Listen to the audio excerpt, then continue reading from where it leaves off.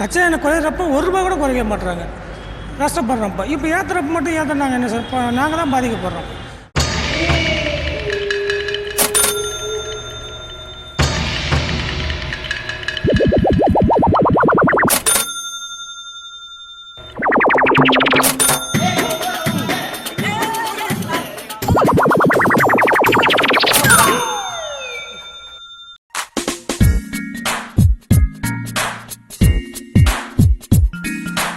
Petrol diesel விலை மீண்டும் உயர்ந்துள்ளது.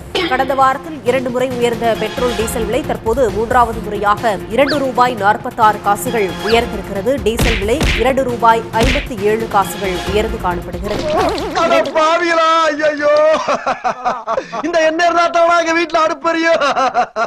பெட்ரோல் டீசல் விலை 2 வாரங்களில் 4வது முறையாக இன்றைய தினம் உயர்த்தப்பட்டிருக்கிறது. ஐயோ, மீண்டுமா? கடவுளே. கடந்த 1 வார காலமாகவே நாடு முழுவதும் பெட்ரோல் டீசலின் விலையை திடீரென அதிகாலையிலேயே மத்திய அரசு அதிரடியாக உயர்த்தி பொதுமக்களை அதிர்ச்சிக்குள்ளாக்கி வருகிறது.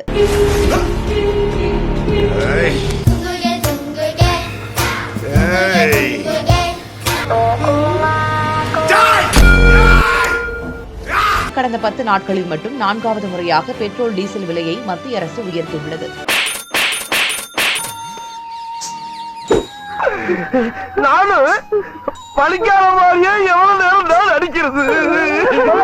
கடந்த 2 வாரங்களில் பெட்ரோல் டீசல் விலை லிட்டருக்கு ₹7.50 உயர்ந்திருக்கிறது. அட பாவிகளா, இந்த பட்டி தொட்டிலாம் சம்பாரிச்ச காசு வட்டிலையா போகும். ₹100 இருக்கு. ₹100 வட்டியா? எங்க இருக்க? ₹107.77 விற்பனையாகிறது. இன்னும் 2 நாள் போச்சுன்னு வச்சுக்க, 60 தாண்ட. என்னடா டேய், அடாவடி கொள்ளடா டேய். இந்த பெட்ரோல் டீசல் விலை உயர்வால அத்தியாவசிய பொருட்கள் விலையும் ஏறக்கூடிய அபாயம் என்பது ஏற்பட்டிருக்கிறது. ₹25,000 பத்தாது, ₹45,000 வேணும். நானாச்சும் 20,000 கேட்டேன், இவன் ₹45,000 அவனு கேட்கறான். ஏங்க சொன்னது இவருக்கு எப்படி தெரியும்? எல்லாம் சொல்லி அனுப்புறதாண்டா. நான் பார்க்கும்போது ₹100 இருந்தது, இப்போ 103, 2 நாள் ₹107 கிட்ட ஏறிட்டு இருக்கு. ஸோ இப்படியே போயிட்டு இருந்ததுன்னா ரொம்ப கஷ்டமா தான் இருக்கும். மிடில் கிளாஸ் ஃபேமிலிக்கு ரொம்ப கஷ்டம் தான். ஏன் இப்படி சாவடிக்கிறீங்க? ரொம்ப புண்படுத்துறாங்க. ஒரு நாளைக்கு எவ்வளவு நேரம் டிராவல் பண்ணுவீங்க? எவ்வளவு தூரம் டிராவல் பண்ணி உங்களுக்கு கட்டுப்படி ஆகுதா? இல்லை, ரொம்ப கட்டுப்படி. ஃபர்ஸ்ட் எல்லாம் வந்து ₹100 போட்டானாலும் 2 நாள் மேலே சுத்தலாம். இப்போ ₹100 போட்டாலும் 1 நாள் கூட வர மாட்டேங்குது. பத்தல குடிடா, நல்லா குடி. சார், நான் டெலிவரி பாய் சார். எனக்கு பெட்ரோல் தான் மெயினாக. எனக்கு பெட்ரோலில் தான் இப்போ காஸ்ட் அதிகமாக போகுது. ₹300 போட்ட இடத்துல இப்போ ₹500 செலவாகுது. நான் எங்கேயா போவேன்? நான் என்னையா பண்ணேன்? குறைஞ்சது 120 கிலோமீட்டர். எனக்கு ₹300 ₹350 போட்டால் தான் போகுது. ₹200 போட்டுட்டு இருந்த இடத்துல இப்போ ₹300 பெட்ரோல் செலவாகுது. வாங்குற சம்பளம் 4 நாளைக்கே பத்தாது. என்ன வளர்த்துற? ஆனா பொழப்பு வளர்த்துருவேன். இதுக்கெல்லாம் நான் எங்க போவேன்? சகல நிலைமை நினைச்சு ரொம்ப பரிதமா இருப்பா. கேட்டா அவங்க பெட்ரோல் நிறுவனங்கள் சம்பந்தப்பட்டதுன்னு சொல்றாங்க. யாரு இதெல்லாம் பாதிக்கப்படுறது? இழைக்கு தான் பாதிக்கப்படுறாங்க. பெரிய பணக்காரங்க யாரும் பாதிக்கப்படுறது தெரியல. என்னடா நீ இவ்வளவு டிமோட்டிவேட்டடா இருக்கலாமாடா? நீ ஜாலியா இருப்ப. அத்தியாவசிய பொருள் எந்த அளவுக்கு உயர்ந்து தான் இருக்கும். டீ விலைய ₹10 அந்த டீ இப்ப ₹15 ஆயிடுச்சு. நான் மீதி காசு கொடுங்கண்ணா, கிளம்பணும். இதுவே மீதி காசு தான்டா. டீ ₹20, ஒரு சிகரெட் ₹15, மீதி காசு கேட்குறா. ஒரு டீ பிஸ்கெட் சாப்பிடலாம், ₹2 பிஸ்கெட் ₹3 ஆயிடுச்சு. ரொம்ப கஷ்டம் ப்ரோ, ரொம்ப கஷ்டம் ப்ரோ. விலைவாசி ஏறிட்டு தான் இருக்குது. அதுக்காக சம்பளம் ஏற மாட்டுது. முதலாளி, என் சம்பளத்துல ₹100 போட்டு கொடுத்தீங்கன்னா என்னமா கரெக்ட் போ. ஏங்க ஏன் காசை தானே கேட்டேன் நானு. ஏன் கோவப்படுறீங்க? என்ன உன் காசு கேட்ட? வந்துட்டான். கச்சா எண்ணெய் விலை சரிந்த போதிலும் பெட்ரோல் டீசல் விலை உயர்த்தப்பட்டிருக்கிறது. Don't try to play the fool with me, Nikesh. No, it's very bad.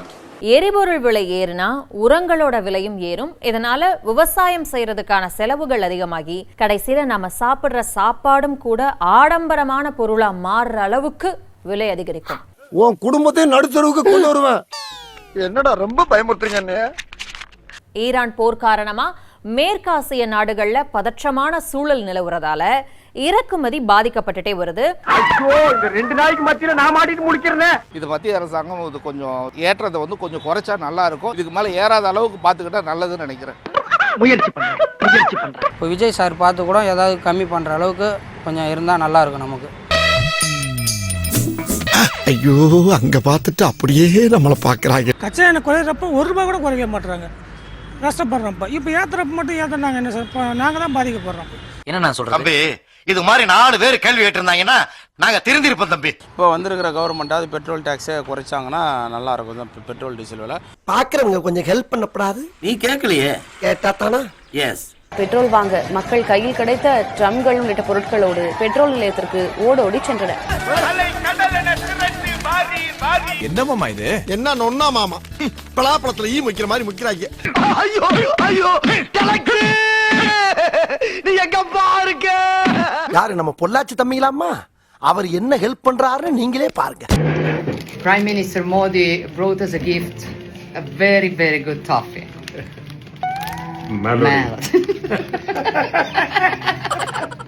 நான் கொடுக்கவே இல்லை, நம்பு.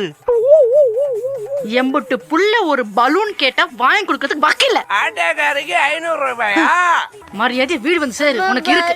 30 நாட்களுக்குள் ஹோர்முஸ் நீரிணை போக்குவரத்து பழைய நிலைக்கு திரும்பும் என்று ஈரானின் தஸ்னிம் செய்தி நிறுவனம் தெரிவித்துள்ளது.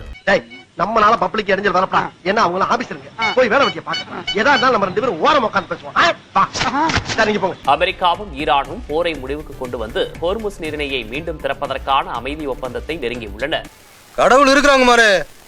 இந்தியா எண்ணெய் 100% நம்பலாம், அவர்கள் எது கேட்டாலும் கிடைக்கும் என்று அமெரிக்க அதிபர் டொனால்ட் ட்ரம்ப் தெரிவித்துள்ளார்.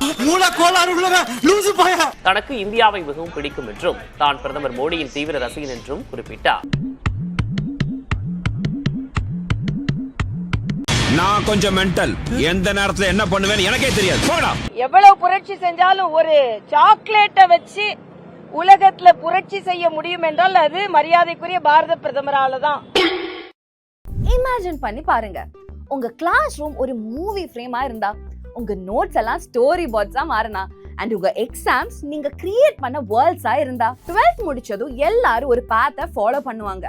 ஆனா கிரியேட்டர்ஸ் எப்பவுமே பாத்தை ஃபாலோ பண்ண மாட்டாங்க, அதை டிசைன் பண்ணுவாங்க.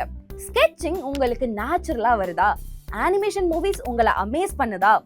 கேமிங் வேர்ல்ட்ஸ்குள்ள நீங்க முழுகி போறீங்களா? VFX ஷார்ட்ஸை ரீவைண்ட் பண்ணி பார்க்குற பழக்கம் இருக்கா?